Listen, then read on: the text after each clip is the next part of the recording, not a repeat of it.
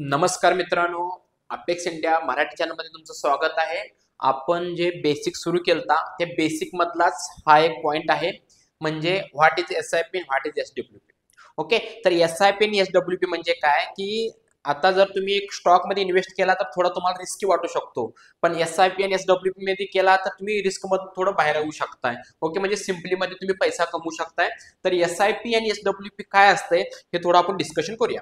SIP म्हणजे systematic investment plan आणि SWP म्हणजे सिस्टमॅटिक विड्रॉल प्लॅन. आता पहिला आपण एसआयपी बघूया. एसआयपी म्हणजे तुम्ही मंथली इन्व्हेस्टमेंट करू शकता. मंथली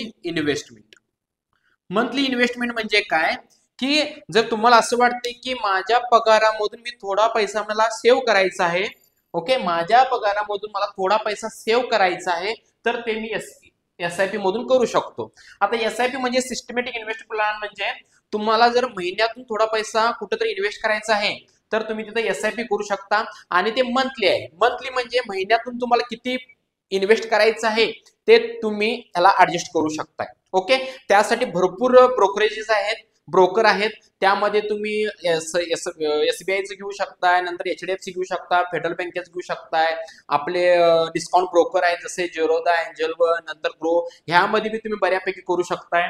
तर एसआयपी म्हणजे मंथली इन्व्हेस्टमेंट आहे. समजा तुम्ही मंथली 500 रुपये इन्व्हेस्ट करणार आहे. किती रुपये? 500 रुपये मंथली इन्व्हेस्टमेंट करणार आहे. तर दर महिन्याला तुमच्या अकाउंट मधून 500 रुपये ऑटो डेबिट होणार. त्यासाठी तुम्ही काय केलं पाहिजे? सेटअप केलेला करायला लागतो. तो सिंपल आहे. तर महिन्याला 500 रुपये जर तुमच्या अकाउंटवर डेबिट होत राहणार आहे, तुम्ही कधी एक्झिट करणार आहे त्या, समजा तुम्हाला आता पैशाची गरज आहे तर तुम्ही त्या ठिकाणी क्लोज करून तुम्ही पैसे विड्रॉल करू शकताय. तर समजले मी काय म्हणतोय?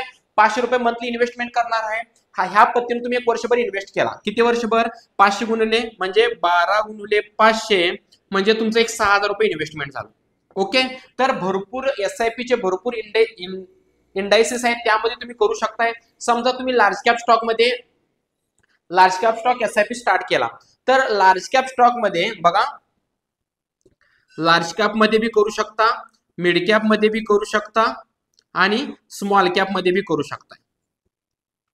ओके, तर लार्ज कॅप मध्ये तुम्हाला 1990 पासून दरवर्षी 15% रिटर्न हा देतो लार्ज कॅप स्टॉक.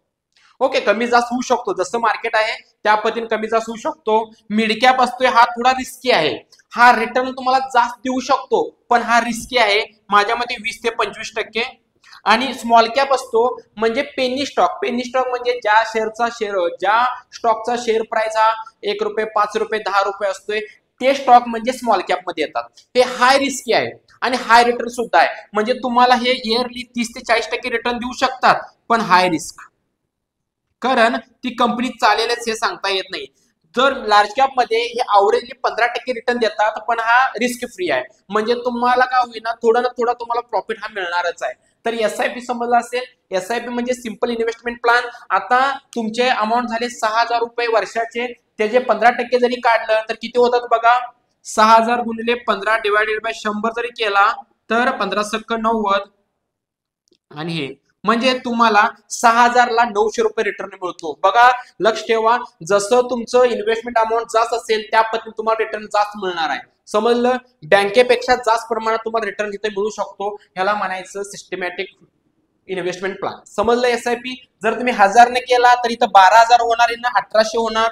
जसं तुम्ही इन्व्हेस्टमेंट वाढवत जाशील तसं रिटर्न तुम्हाला वाढत मिळणार आहे. ओके, 4 ते 5 वर्षासाठी जर केला तर तुम्हाला हाय रिटर्न, कंपाऊंड हाय रिटर्न मिळू शकतो. ह्याला म्हणायचं एसआयपी.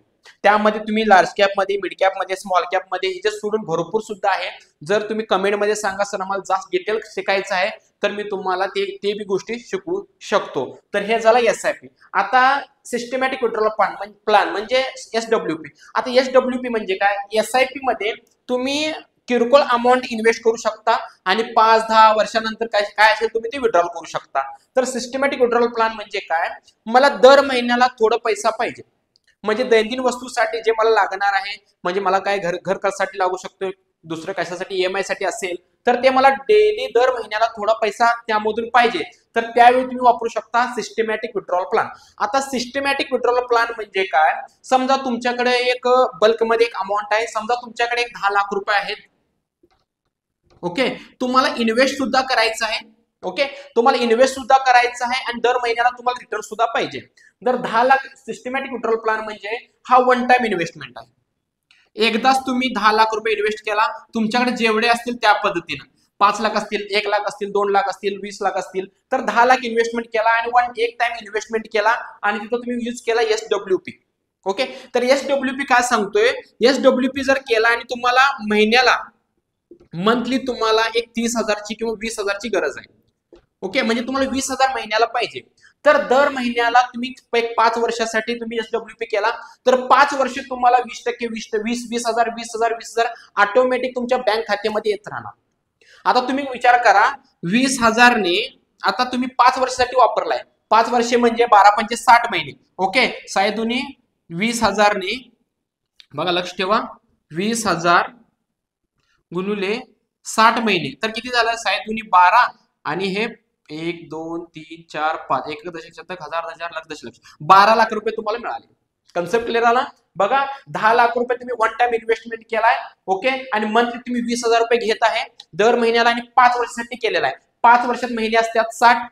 कन्सेप्ट क्लिअर आला. 60 महिने असतात, तर 20,000 ने 60 महिन्याचे तुम्ही ऑलरेडी 12 लाख रुपये विड्रॉल केलेला आहे. ओके, आणि परत 12 लाख रुपये विड्रॉल करून तुम्हाला हा SWP क्लोज करायचा असेल तर तुम्हाला टोटल परत रिफंड होतो 10 ते 15 लाख रुपये. किती? 10 ते 15 लाख रुपये परत रिफंड होतो, कारण तुम्ही ज्या SWP मध्ये केलेला आहे त्याचा रिटर्न असतोय इयरली 15%चा. इयरली मिनिमम असतो, मॅक्झिमम जेवढा जास्त असेल त्या पद्धतीनं. तर हे दोन्ही मध्ये डिफरन्स आहे. SIP म्हणजे मंथली इन्व्हेस्टमेंट करायला पाहिजे. ओके, मंथली इन्व्हेस्टमेंट केल्यानंतर ज्याचा जो अवरेजली 15% रिटर्न आहे त्या पद्धतीने तुम्ही दरवर्षी तुम्हाला ते वाढत वाढत वाढत वाढत वाढत जाणार आहे.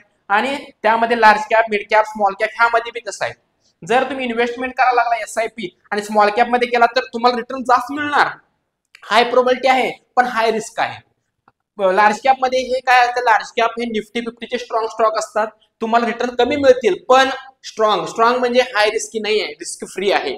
ओके, तर ह्या पद्धतीने हा SIP आणि SWP मध्ये फरक आहे. जर तुम्हाला हे समजलं असेल तर चांगली गोष्ट, नाही समजलं असेल तर डिटेल मी व्हिडिओ बनवू शकतो, पण तुम्ही कमेंट केलं पाहिजे.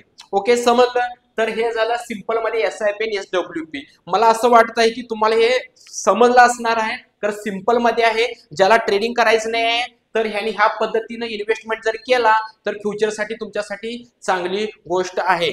ओके, तर लवकरात लवकर तुम्ही चॅनल सबस्क्राईब करा आणि बेल आयकनला क्लिक करा, म्हणजे लवकरात लवकर तुम्हाला नोटिफिकेशन येईल. ओके, धन्यवाद.